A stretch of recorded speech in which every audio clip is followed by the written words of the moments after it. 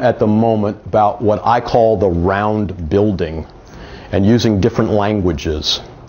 And we talked about that I had done bar mitzvah photography and bat mitzvah photography and wedding photography and portrait photography. I did all that stuff, okay? So we need different language for that. And I was going to stand here and tell you to, but I created a little video, create a little video, to talk to you about some of the things in a round building as your business and using different languages for different people. We must use different language for the different people that we attract to our businesses. Let me give you an example. Let's say this round building is your business. 95% of what you do inside this round building for your business is exactly the same for everyone. 95%. But to get people in there, there must be separate doorways to get them in. I'll give you an example. When I was a photographer and I had weddings versus bar mitzvahs, I couldn't say to people, come, I'm a great photographer, come see what I do. No, I had to say, I'm a wedding photographer, I'm a bar mitzvah photographer. People had to understand exactly what I'm doing. So even though I'm the same guy, the same camera, the same eye, the same album company, I needed different doorways. So here's my doorway that says, come, I'm a bar mitzvah photographer, I'm a family portrait photographer, I'm a wedding photographer. Here's another way to look at that. I've got some information from Inc. magazine for 3 different levels, 3 different generations. They talk about baby boomers, Gen X, and Gen Y, also known as millennials. See the difference here. Listen, understand why you can't use the same language to attract all these people. Baby boomers, their business icon? Bill Gates.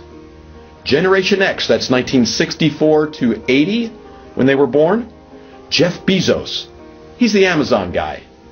And Gen Y, they're 1980 to 2000. Mark Zuckerberg from Facebook. How about musical influences for those 3 groups? Baby boomers, the Beatles, the Rolling Stones. Gen X, Madonna, Nirvana. Gen Y, Eminem, Lady Gaga.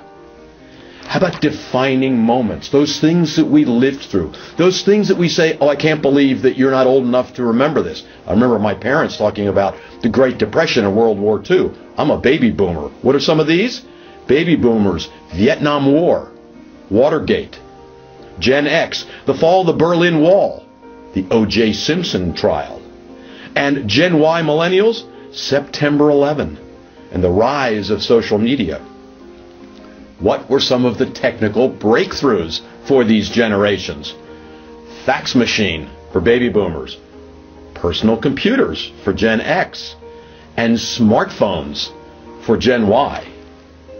How about the way we contact people?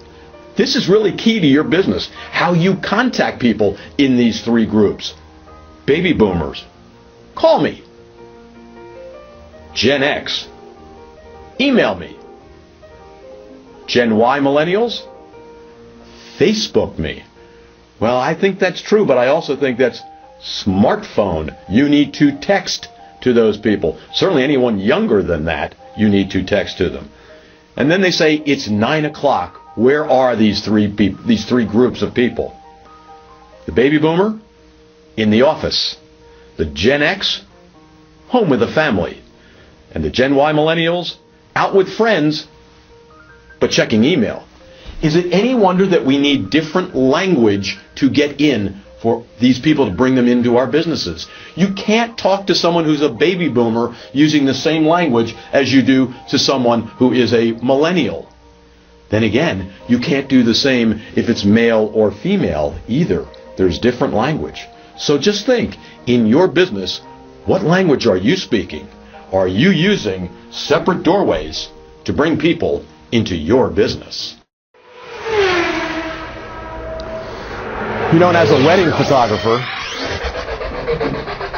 if it's a 22-year-old bride first wedding versus a 57-year-old bride third wedding, I can't use the same language.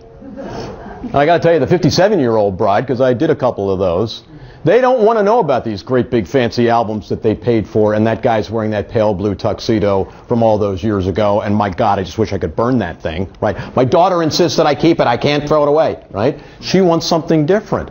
So we have to meet them where they are and use